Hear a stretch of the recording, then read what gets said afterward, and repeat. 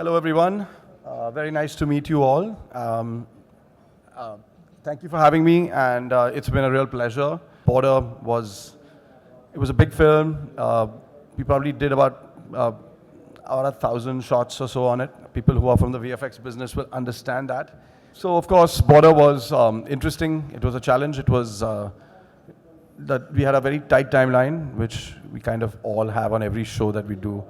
But, there was, of course, the standard. So, of course, the type of work that was done on Border was, as you would expect, war-related stuff, heads blowing off, bombs exploding, explosions, building destruction, gunfire, set extensions.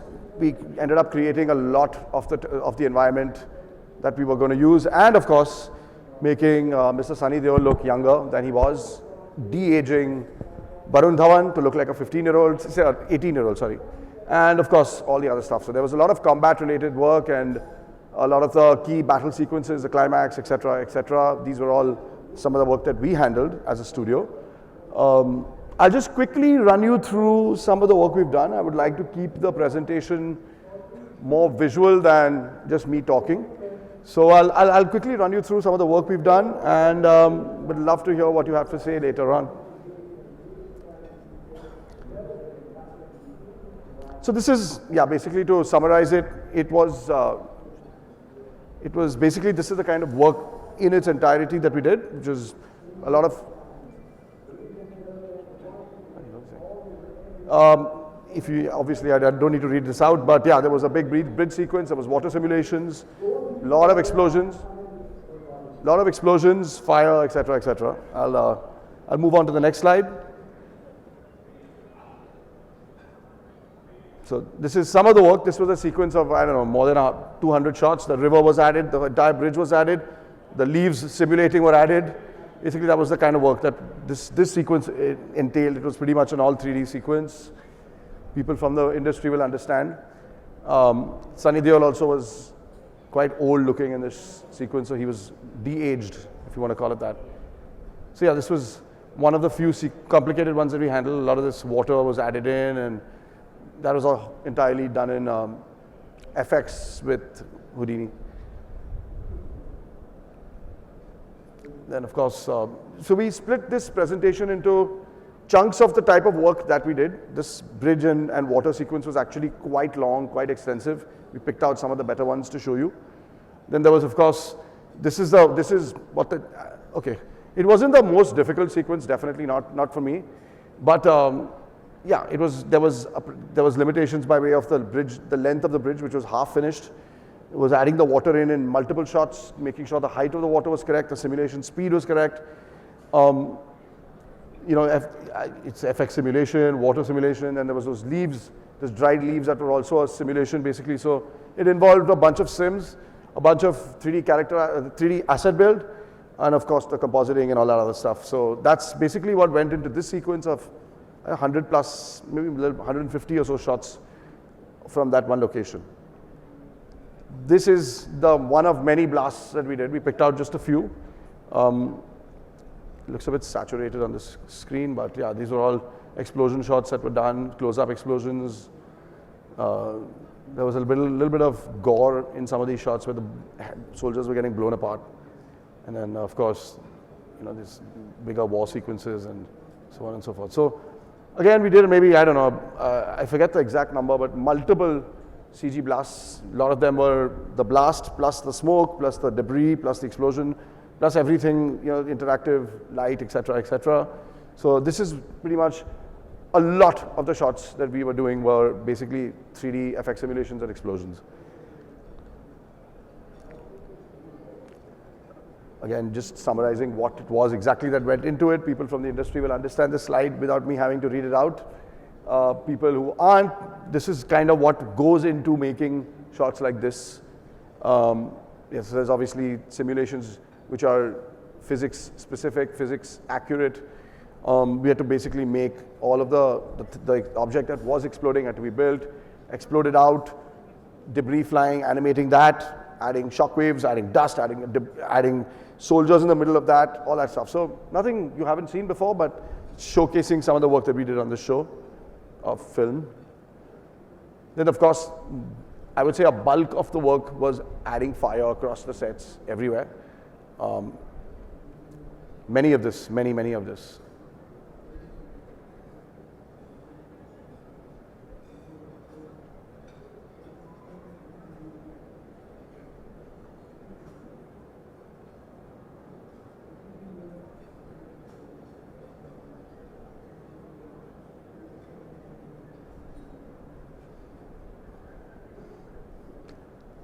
So of course, Border, as you know, story takes place in 1971.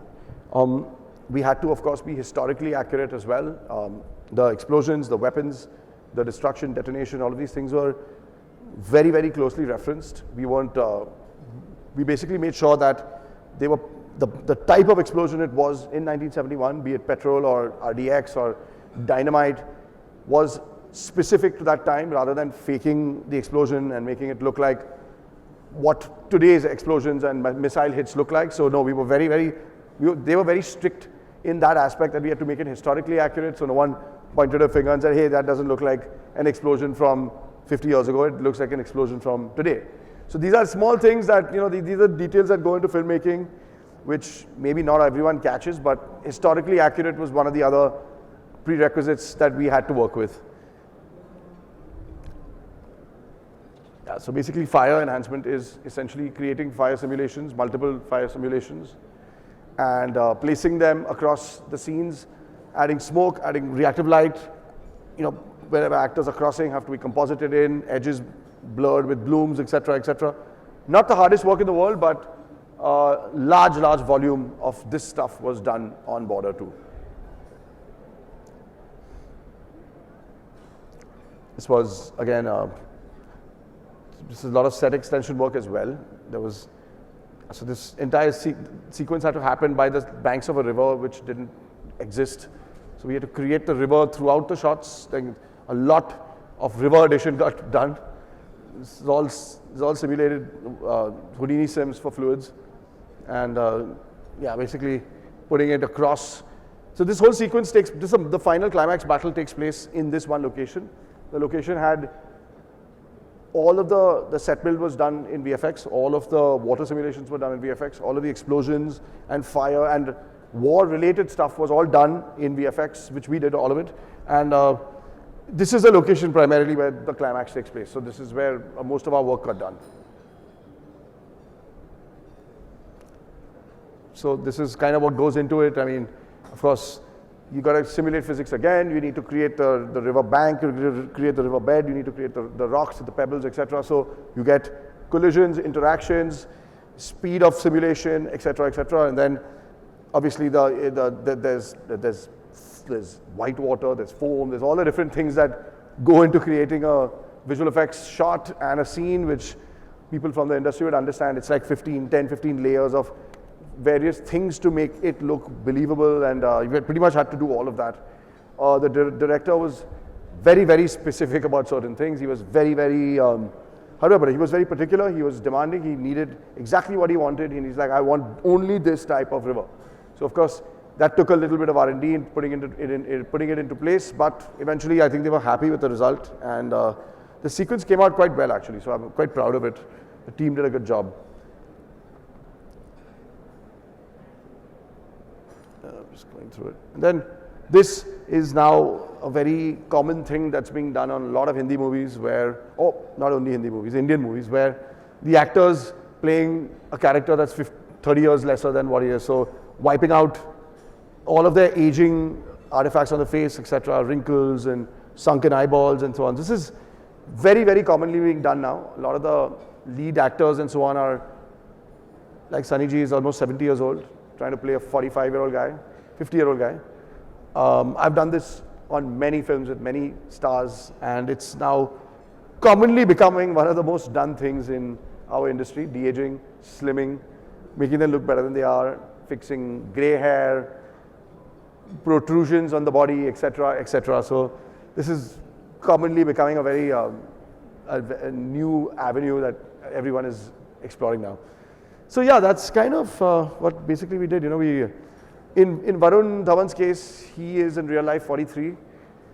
The starting of the movie, he plays a 17-year-old cadet. So there was a gigantic amount of work that went into making him look young as well. We had to basically bring back his hair where it was missing, slim him down, remove all the wrinkles, remove all the double chin, so on, so on. And it doesn't, it doesn't sound that crazy, but when you're doing it across an entire movie, when you're trying to retain an actor's performance, you're not taking out the things that make them who they are, removing the expressiveness of the face. So you can go completely all out, and then the guy looks like he's Botoxed. But you have to find that fine line where the performance doesn't go away, the characteristics of his face, his performance, his acting, those things all stay, but at the same time, you remove the age. So it's kind of it's a science now, I would put it that way. We've done it very extensively for Mr. Amir Khan also during Sitari Zameen Par. Quite extensively for him. I did it for Monica Bellucci recently in a movie. I did it for, we've done it, it's being very, very commonly done now. I think guys from studios who know this would know that this is a very common practice to do. And then, yeah, I mean, this is kind of, in a nutshell, some of the work that we did. Of course, Border is one of, I think, 8 movies that we delivered in the month of Jan.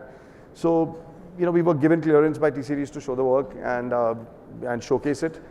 But yeah, to basically to summarize it all, Labyrinth is a company that's been at it for about 19 years. There are about, I'd say 100, no, more than that, 200 or so people were working on Border at any given point in time. We had a tight delivery, literally less than 10 weeks to finish off about 1,000 shots. And yeah, it was like, I remember my entire Christmas and New Year's time, I was constantly on the phone with my team, supervising the show.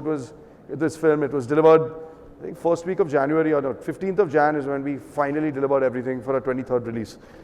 So it was fun, it was challenging, and at the same time rewarding. We like to do stuff that is complicated. We like to push the envelope as far as the work we're doing. More importantly, I personally love difficulties and challenges, because that's really what keeps the motivation going, and more importantly, you ensure that you are going to be improving on your skill set and what you're able to do as a studio, as an individual, as a team.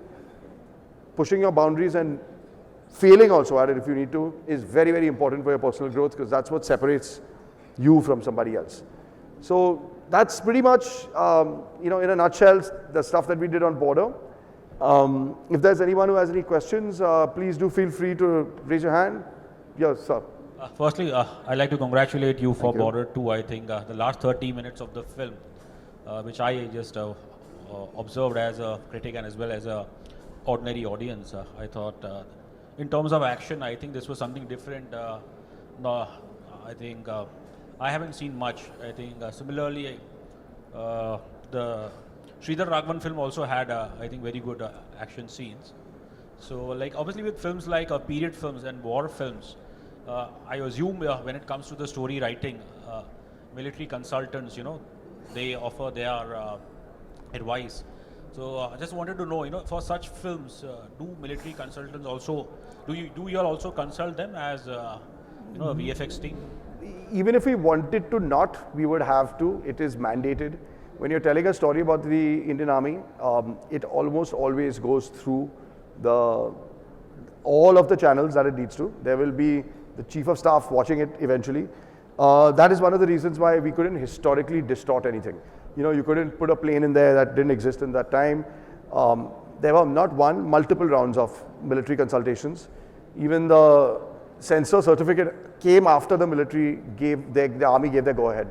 So it's not only are they consulted, they are very actively involved in making sure you don't misportray them, you don't insult the Indian Army even by accident without realizing. Everything from the badges to the insignia to the clothes, the uniforms, how they walk, how they march, what the training centers look like, what the war actually was. These are all made in consultation with people who are actually involved in the war.